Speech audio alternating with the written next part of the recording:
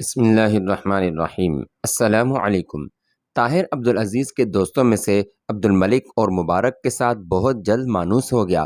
جس نوجوان سے وہ متاثر ہوا وہ عبد الملک تھا۔ قد میں وہ عبدالعزیز سے ذرا کم تھا، جسمانی طور پر وہ کافی تنومند تھا۔ اس نے بغداد کی بہترین درس گاہوں میں تربیت حاصل کی تھی اور بغداد کے مروجہ علوم پر اسے کافی عبور تھا، اور جس قدر طاہر اس کے خیالات کی پختگی سے متاثر ہوا تھا، اس سے کہیں زیادہ وہ طاہر کی ذہانت اور تجربہ علمی کا معترف تھا۔ تھوڑی دیر باتیں کرنے کے بعد طاہر اور عبد الملک یہ محسوس کر رہے تھے کہ وہ مدت سے ایک دوسرے کو جانتے ہیں۔ موسیٰ اور نصیر خالص سپاہی تھے، انہیں علم و ادب سے کوئی واسطہ نہ تھا، فقط عبدالعزیز کی محبت اور شخصیت نے انہیں اس ٹولی میں شامل کر دیا تھا۔ عصر کی نماز کے بعد ان لوگوں نے تیر اندازی کی مشق شروع کر دی، لیکن طاہر، عبدالعزیز اور عبد الملک دریا کے کنارے سیر کے لیے چل دیے۔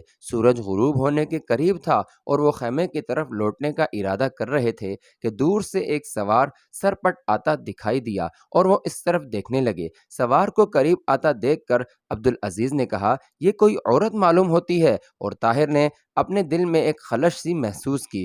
گھوڑا قریب آنے پر یہ خلش پریشانی اور اضطراب میں بدلنے لگی۔ یہ صفیہ تھی۔ پیشانی اور آنکھوں کے سوا اس کا باقی چہرہ نقاب میں چھپا ہوا تھا۔ اس نے کچھ فاصلے پر گھوڑا روک لیا اور تذبذب کی حالت میں یکے بعد دیگرے ان تینوں کی طرف دیکھنے لگی۔ ایک لمحہ توقف کے بعد اس نے گھوڑے کو چند قدم آگے بڑھایا اور طاہر پر نظریں گاڑ دیں۔ اس کی آنکھیں کسی تکلیف دہ احساس کی ترجمانی کر رہی تھیں۔ لڑکی کی ہچکچاہٹ سے متاثر ہو کر عبد الملک نے طاہر سے مخاطب ہو کر کہا، وہ تم سے کچھ کہنا چاہتی ہے، جاؤ۔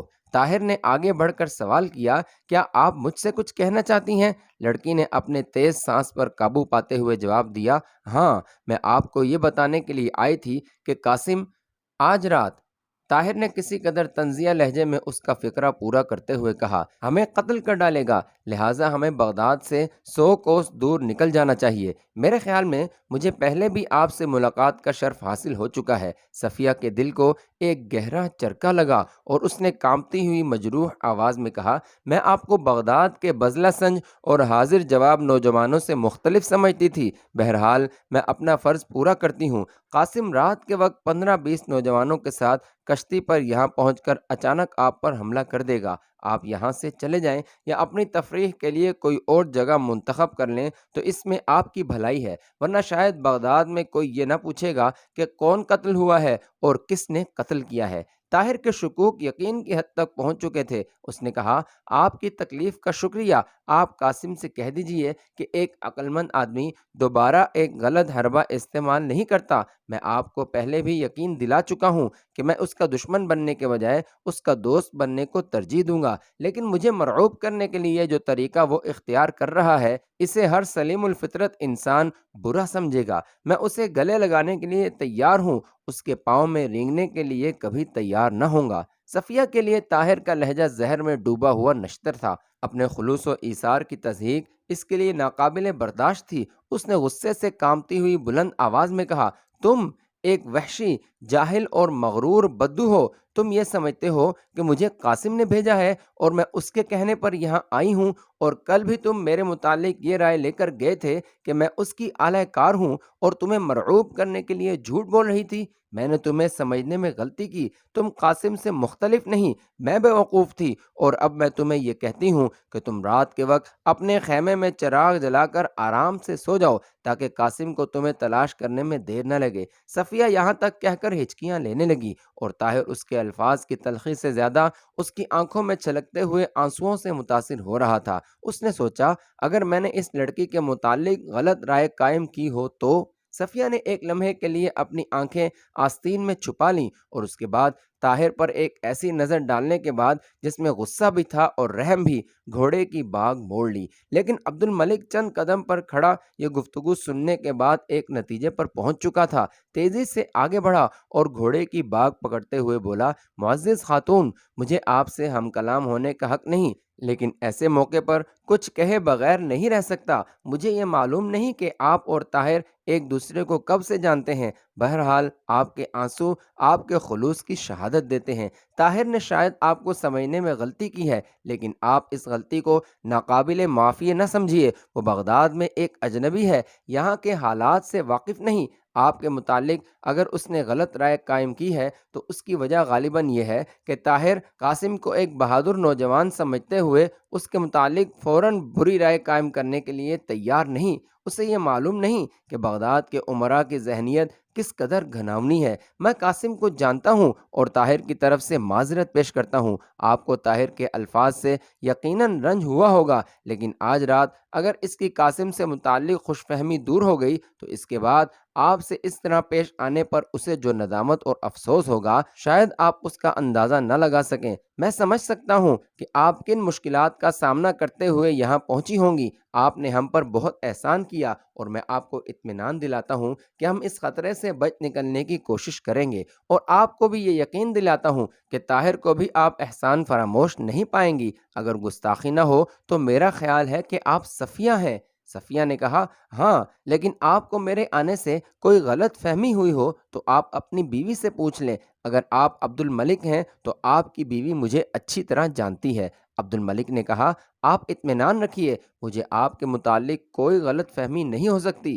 صفیہ کے غصے کی آگ سرد ہو چکی تھی۔ طاہر کو ندامت اور افسوس کی حالت میں سر جھکائے ہوئے دیکھ کر اس نے کہا، جب یہ اپنے طرز عمل پر نادم ہوں تو مجھے بھی اپنی سخت کلامی پر افسوس ہوگا۔ میں پھر ایک بار کہتی ہوں کہ قاسم رات کے وقت آئے گا۔ آپ باخبر رہیں، اور میں یہ بھی چاہتی ہوں کہ قاسم کو کوئی نقصان نہ پہنچے۔ آپ وعدہ کیجئے۔ عبد الملک نے کہا، میں وعدہ کرتا ہوں کہ قاسم کے سر کا بال بھی بیکانا ہوگا۔ طاہر نے گردن اوپر اٹھائی اور کہا، اگر میں بھی اپنی ندامت کا اظہار کر دوں تو آپ مجھے قابل معافی سمجھیں گی؟ نہیں، ابھی نہیں۔ یہ کہتے ہوئے صفیہ نے گھوڑے کو ایڑ لگا دی۔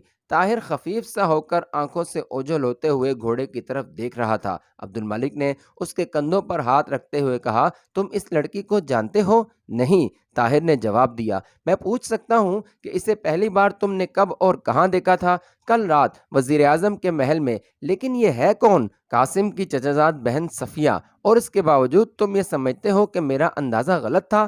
تمہارا اندازہ اگر میں غلط سمجھتا ہوں تو اس کی وجہ بھی یہی ہے کہ وہ قاسم کی چچا بہن ہے اور اس کا باپ بغداد کے تمام امراء سے مختلف تھا۔ لیکن چلو، نماز کا وقت ہو رہا ہے۔ طاہر ان کے ساتھ چل دیا۔ عبدالعزیز جو اب تک خاموش کھڑا تھا، طاہر سے مخاطب ہو کر بولا، آپ کو اس قدر پریشان نہیں ہونا چاہیے۔ اس نے آپ کی معذرت کو ٹھکرایا نہیں۔ پھر وہ عبد الملک سے مخاطب ہوا، تمہارے خیال میں ہمیں کیا کرنا چاہیے؟ لڑائی کی صورت میں ہم صرف 8 ہونے کے باوجود انہیں اچھا سبق دے سکتے تھے، لیکن تم وعدہ کر چکے ہو کہ قاسم کے سر کا بال تک بیکانا ہوگا، اور جب تلواریں ٹکرانے لگیں گی تو مد مقابل کا لحاظ رکھنا ذرا مشکل ہو جاتا ہے۔ عبد الملک نے کہا، میں نے اس کے ساتھ قاسم کی جان کی حفاظت کا وعدہ کیا ہے، یہ وعدہ نہیں کیا کہ اس کے گلے میں پھولوں کا ہار ڈالا جائے گا۔ عبدالعزیز نے کہا، تو ہم اسے آج ایسا سبق دیں گے جو شاید اسے تمام عمر نہ بھولے۔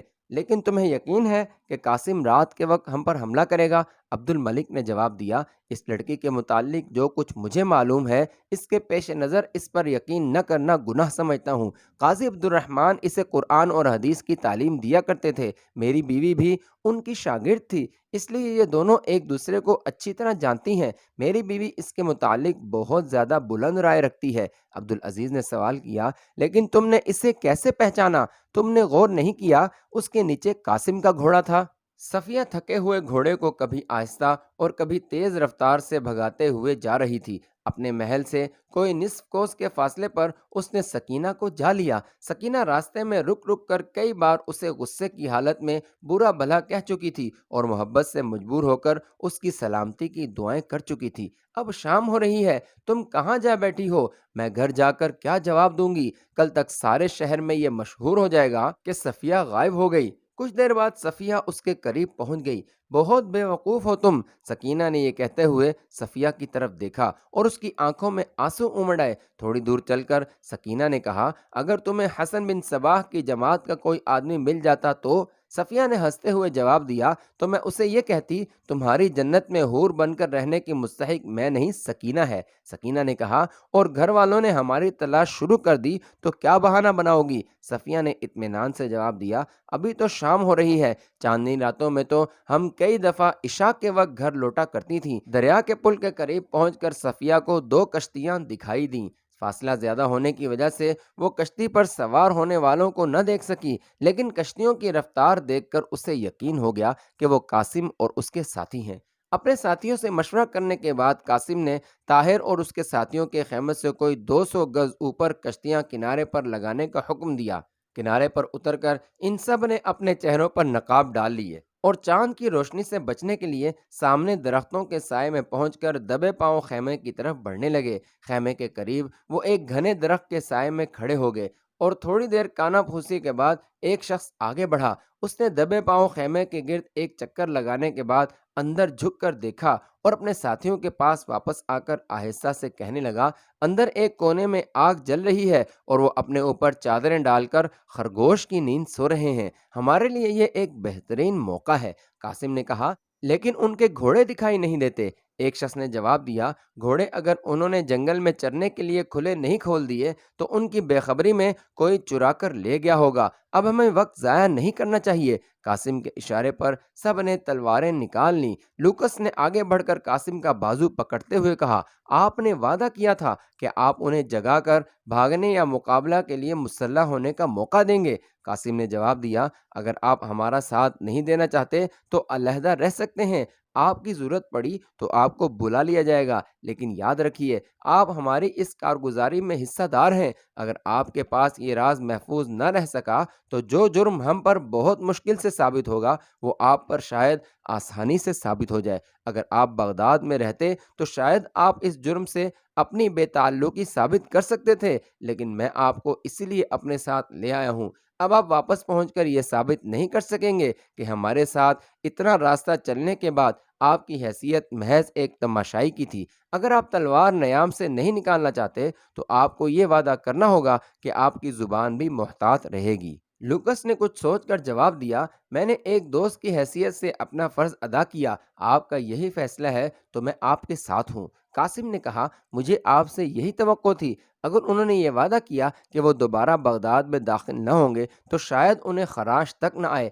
میں یہ چاہتا ہوں کہ ان کا خیمہ گرا دیا جائے۔ اب ہمیں جلدی کرنی چاہیے۔ قاسم کی اس تجویز پر اس کے بعد ساتھیوں نے اسے کھلے دل سے داد دی۔ وہ درخت کے سائے سے نکل کر زمین پر رینگتے ہوئے خیمے کے گرد جمع ہو گئے۔ قاسم کا اشارہ پا کر انہوں نے بیک وقت خیمے کی تمام رسیاں کاٹ ڈالیں اور اسے ایک طرف کھینچ کر چوبیں گرا دیں۔ ایک لمحے کے لیے ان سب نے اپنے دلوں میں زبردست دھڑکنیں محسوس کیں۔ ایک ثانیے کے لیے ان کے کان زمین پر بچھے ہوئے کپڑے کے نیچے سے طرح طرح کی آوازوں کے منتظر تھے، اور پھر تھوڑی دیر کے لیے ان کی آنکھیں سونے والوں کی کروٹوں کی منتظر رہیں۔ قاسم اور اس کے ساتھیوں کی تشویش اضطراب میں تبدیل ہونے لگی۔ سب نے ایک دوسرے کی طرف معنی نظروں سے دیکھا۔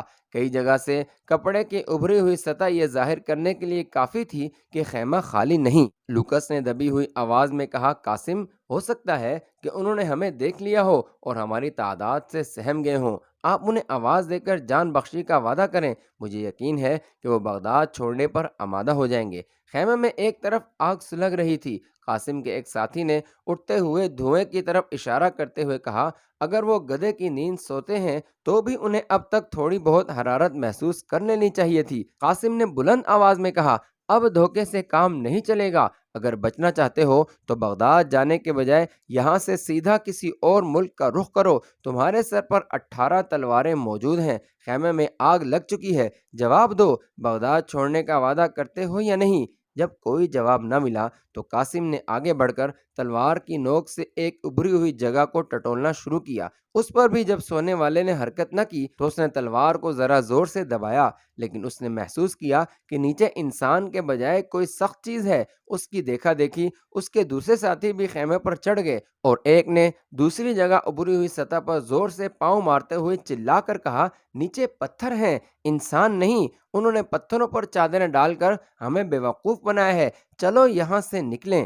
قاسم نے غصے کی حالت میں ایک اور ابری ہوئی جگہ پر تلوار مارتے ہوئے کہا، وہ ہماری آمد سے باخبر ہو کر بھاگ گئے ہیں۔ چند قدم کے فاصلے سے ایک گرجتی ہوئی آواز سنائی دی، ہم یہی ہیں، آپ بھاگنے کی کوشش نہ کریں۔ قاسم کے ساتھی کسی غیر متوقع حملے کا مقابلہ کرنے کے لیے تیار ہو گئے، لیکن آس پاس کوئی نظر نہ آیا۔ کسی نے پھر کہا، تم سب اس وقت ہمارے تیروں کی زد میں ہو اور یقین کرو کہ ہم میں سے غلط نشانہ لگانے والا کوئی نہیں۔ قاسم نے محسوس کیا کہ بولنے والا سامنے والے درخت پر چھپا ہوا ہے، اور اس نے اپنے ساتھیوں کو دریا کے کنارے کے ساتھ ساتھ دائیں طرف ہٹنے کا مشورہ دیا۔ درخت سے آواز آئی، بھاگنے کی کوشش بے سود ہوگی، تمہارے پیچھے دریا ہے اور دائیں بائیں اور درختوں پر میرے ساتھی تیر و کمان لیے بیٹھے ہیں۔ اگر تمہیں یقین نہیں آتا تو کسی طرف بھی 4 قدم اٹھا کر دیکھ لو، تم ہمیں دیکھ سکتے ہو، نہ تمہارا کوئی ہتھیار ہم تک پہنچ سکتا ہے۔ قاسم بدحواسی کی حالت میں چلایا، تم کیا چاہتے ہو؟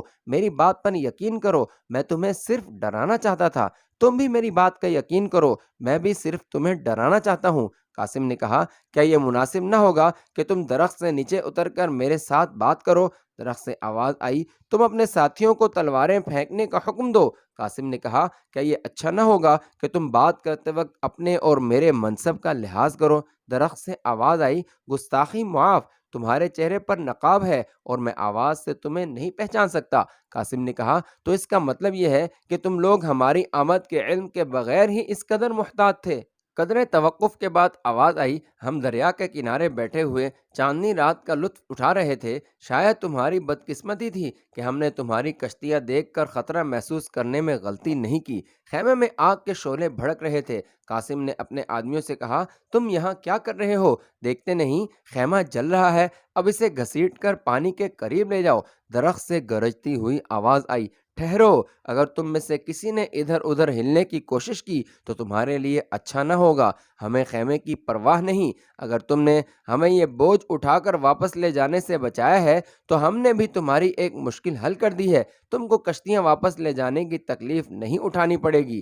فرق صرف یہ پڑا ہے کہ ہمارے خیمے کی راکھ کسی کے کام نہیں آئے گی، لیکن تمہاری کشتیوں سے کوئی مچھیرا فائدہ اٹھا سکے گا۔ اب تم کوئی اور قصہ شروع کرنے سے پہلے تلواریں پھینک دو۔ قاسم نے اپنے ساتھیوں کی طرف دیکھ کر تلوار پھینک دی، لیکن درخت سے پھر آواز آئی، ہم سے اتنی دور نہیں، میں چاہتا ہوں کہ تم میں سے ہر شخص باری باری آگے آئے اور اس درخت کے نیچے اپنی تلوار پھینک کر واپس اسی جگہ جا کھڑا ہو۔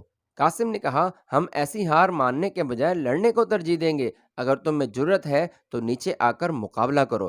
درخت سے آواز آئی، میں آپ کو یقین دلاتا ہوں کہ ہمارے پاس کند تلواریں نہیں، آپ نے ہماری تلواروں کی تیزی اور اپنی جان کی قیمت کا بہت غلط اندازہ لگایا ہے، لیکن اس کے باوجود اگر آپ مقابلے کی دعوت دیتے ہیں تو ہم تیار ہیں۔ آپ میں سے جس شخص کو اپنے متعلق زیادہ غلط فہمی ہے وہ ذرا آگے آ جائے، ہم میں سے بھی ایک نیچے اترے گا۔ اس طرح یکے بعد دیگرے آپ میں سے ہر ایک کو زور آزمائی کا موقع مل جائے گا، لیکن اگر آپ اس میں اپنا فائدہ نہیں دیکھتے تو میں اپنے ساتھیوں کی طرف سے وعدہ کرتا ہوں کہ ہتھیار ڈال لینے کے بعد تمہیں جانے کی اجازت ہوگی۔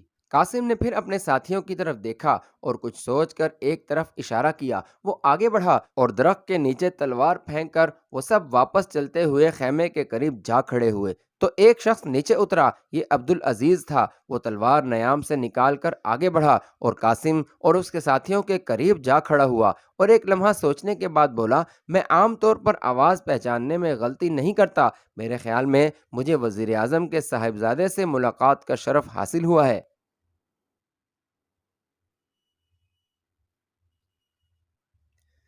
قاسم نے اپنے چہرے سے نقاب اتار کر پھینک دیا۔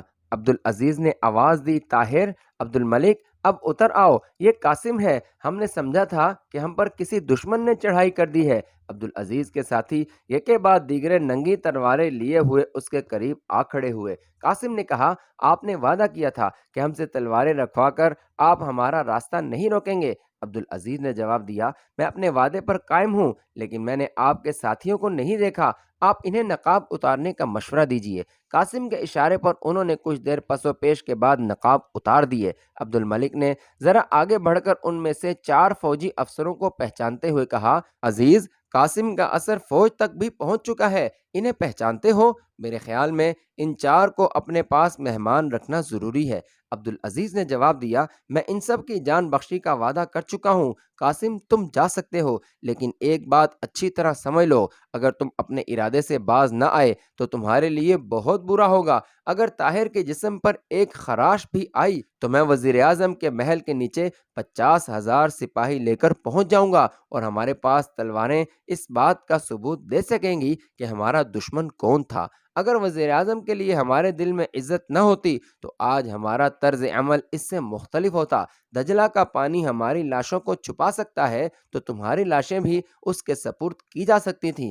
بہرحال اب تم جاؤ، اور آئندہ جب کبھی تمہارے دل میں انتقام کی آگ دوبارہ سلگنے لگے تو یہ یاد رکھو کہ کل تک بغداد میں مجھے 15-20 اور ایسے نوجوان مل جائیں گے جو ہمارے بعد بڑی سے بڑی طاقت سے ہمارا انتقام لینے کا حلف اٹھائیں گے۔ یہ کہہ کر عبدالعزیز اپنے ساتھیوں کی طرف متوجہ ہوا۔ زید، نصیر، تم وہ تلواریں اٹھا لو۔ زید اور نصیر نے درخت کے نیچے جا کر تلواریں اٹھا لیں۔ عبدالعزیز نے اپنے باقی ساتھیوں کی طرف اشارہ کیا اور وہ ایک طرف چل دیے۔ قاسم اور اس کے ساتھی انتہائی ندامت اور پریشانی کی حالت میں انہیں درختوں کی آڑ میں روپوش ہوتے دیکھ رہے تھے۔ جنگل میں قریباً 8 میل چلنے کے بعد عبدالعزیز اور اس کے ساتھی اس جگہ پہنچے جہاں درختوں کے ساتھ ان کے گھوڑے بندھے ہوئے تھے۔ تھوڑی دیر بحث کے بعد سب اس فیصلے پر متفق ہو گئے کہ انہیں فوراً بغداد پہنچنا چاہیے، اور وہ گھوڑوں پر سوار ہو گئے۔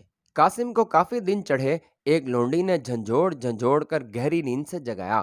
قاسم نے انگڑائی لے کر آنکھیں کھولیں اور لونڈی کو ڈانٹتے ہوئے بعد میں پھر بند کر لیں۔ لونڈی نے کہا، اٹھیے، اب دوپہر ہونے والی ہے، آقا آپ کو بلاتے ہیں، انہوں نے آپ کو فوراً حاضر ہونے کا حکم دیا ہے۔ قاسم بڑبڑاتا ہوا اٹھا اور آنکھیں ملتا ہوا وزیر اعظم کے کمرے میں داخل ہوا۔ وزیر اعظم ایک دریچے کے سامنے کھڑا باہر کی طرف جھانک رہا تھا۔ اس نے مڑ کر قاسم کی طرف دیکھے بغیر کہا، قاسم، رات تم کہاں تھے؟ ایک لمحے کے لیے قاسم اس غیر متوقع سوال کا جواب نہ دے سکا۔ اس نے اپنی پریشانی پر قابو پاتے ہوئے کہا، رات کو ایک دوست کے ہاں دعوت تھی، مجھے وہاں باتوں میں دیر ہو گئی۔ وزیر اعظم نے اس کی طرف مڑ کر دیکھا۔ قاسم نے اس کی نگاہوں کی تاب نہ لا کر آنکھیں جھکا لیں۔ وزیر اعظم نے قاسم کے ہاتھ میں ایک خط دیتے ہوئے کہا، بیٹا، تم ابھی تک جھوٹ بولنے کے فن میں اتنے ہوشیار نہیں ہوئے کہ مجھے دھوکہ دے سکو، یہ پڑھ لو۔ قاسم نے خط پڑھنے کے بعد اپنے باپ کی طرف دیکھا۔ اس کی نگاہیں یہ پوچھ رہی تھیں کہ اب آپ کا کیا کہنا ہے۔ وزیر اعظم نے کمرے کے ایک کونے میں چھوٹی سی میز پر پڑی ہوئی تلوار کی طرف اشارہ کرتے ہوئے کہا، طاہر نے اس خط کے ساتھ تمہاری تلوار میرے پاس بھیج دی ہے، یہ اس کی شرافت ہے، ورنہ اس کے لیے ولی عہد یا خلیفہ تک پہنچنا مشکل نہیں۔ قاسم، تم نے بہت برا کیا، تمہیں اس قدر ہوشیار آدمی پر اس قدر اوچھا وار نہیں کرنا چاہیے تھا۔ قاسم نے جواب دیا، ابا جان، یہ صرف ایک مذاق تھا، طاہر اس قدر ہوشیار نہ تھا، مجھے صرف عبدالعزیز کی وجہ سے یہ خفت اٹھانی پڑی۔ وزیر اعظم نے سوال کیا، وہ کون ہے؟ وہ فوج کا معمولی عہدیدار ہے، لیکن باقی 17 تلواریں سپہ سالار کو پیش کرنے کے بعد وہ کافی اہمیت حاصل کر لے گا۔ فوج میں پہلے بھی تمہارے متعلق کسی کی رائے اچھی نہیں، اور اب تم نے اپنی راہ میں نئے کانٹے بو دیے ہیں۔ قاسم، تم نے بہت برا کیا، میں طاہر کو تمہارے لیے ایک زینہ بنانا چاہتا تھا، اس کو اپنا نائب بنا کر تم چنگیز خان کے دربار میں سفیر بن کر جا سکتے تھے، لیکن اب قاسم نے قدرے فکر مند ہو کر سوال کیا، اب میں اس کے سوا کچھ نہیں کر سکتا کہ اس کو کہیں باہر بھیج کر تمہارے لیے بغداد میں راستہ صاف کروں۔ تمہیں شاید معلوم نہیں کہ ولی عہد نے سپہ سالار سے سفارش کی ہے کہ اسے فوج میں کوئی ذمہ دار عہدہ دیا جائے۔ قاضی فخر الدین نے خلیفہ کے نام خط لکھ کر اس نوجوان کی تعریف میں زمین و آسمان کے قلابے ملا دیے ہیں۔ ان سب باتوں کا نتیجہ یہ ہوگا کہ بغداد میں ترقی کے ہر میدان کی راہ میں وہ اور اس کے دوست کسی دن تمہارا راستہ روک کر کھڑے ہو جائیں گے۔ قاسم نے کہا، تو پھر آپ اسے کسی مہم پر کیوں نہیں بھیج دیتے؟ میں یہ کر سکتا ہوں، لیکن اس سے قبل میرے متعلق تمہاری اس حرکت سے جو شکوک اس کے دل میں پیدا ہو چکے ہیں، میں انہیں دور کرنا چاہتا ہوں، ورنہ وہ ہمیشہ مجھے شک و شبہ کی نظر سے دیکھتا رہے گا۔ ابھی تک اسے میرے متعلق حسن ظن ہے، اور یہی وجہ ہے کہ اس نے تمہاری شکایت کسی اور سے کرنے کے بجائے مجھ سے کی ہے۔ قاسم نے کہا، آپ یہ چاہتے ہیں کہ میں اس سے معذرت کروں؟ نہیں، اس طرح وہ تم سے اور زیادہ بدظن ہو جائے گا۔ بہتر یہ ہے کہ میں اسے اپنے پاس بلاؤں اور اس کے سامنے تم سے باز پرس کروں، لیکن اس سے پہلے میں تمہاری طرف سے اس بات کا اطمینان چاہتا ہوں کہ تم کوئی اور حماقت نہیں کرو گے۔ فوج سے جو نوجوان تمہارے ساتھ گئے تھے ان کے متعلق میں سپہ سالار کو لکھ رہا ہوں کہ انہیں فوراً معزول کر دیا جائے۔ لیکن ابا جان، وہ میرے دوست تھے، وہ میری مدد کرنا چاہتے تھے، اس میں ان کا کیا قصور؟ سر دست میرے سامنے یہ مسئلہ نہیں کہ ان کا قصور تھا یا نہیں۔ طاہر کے دوستوں پر یہ ظاہر کرنا ضروری ہے کہ مجھے ان کے ساتھ کوئی عداوت نہیں۔ طاہر ولی عہد شہزادہ مستنصر اور سپہ سالار تک رسائی حاصل کر چکا ہے۔ خلیفہ نے اگر اسے سلطنت مصر کا جاسوس نہ سمجھ لیا تو عین ممکن ہے کہ وہ مجھ سے مشورہ کیے بغیر اسے کسی عہدے پر فائز کر دیں۔ اس صورت میں اپنے مخالفین کے خلاف اس کا سب سے بڑا حربہ اس کی دولت ہوگی، اور میں یہ نہیں چاہتا کہ تم ایسے شخص کو اپنا دشمن بنا لو جس کے بازوؤں کو قدرت نے پہاڑ کا کلیجہ چیرنے اور آسمان کے تارے نوچنے کی قوت عطا کی ہے۔ وہ ایک قابل قدر اور مخلص نوجوان ہے۔ ایسے شخص کی دوستی فائدہ مند اور دشمنی خطرناک ہوتی ہے۔ مجھے اس کی ضرورت ہے اور میں اس کے خلاف تمہاری کوئی سفارش برداشت نہیں کروں گا۔ ممکن ہے کہ میرے بعد یہی نوجوان کسی دن بغداد کا وزیر اعظم بن جائے اور تمہیں اپنی حماقتوں پر پچھتانا پڑے، اور یہ بھی ممکن ہے کہ وہ کسی اور امیر کا طرفدار بن کر میرے عہد وزارت کے اختتام کا باعث ہو۔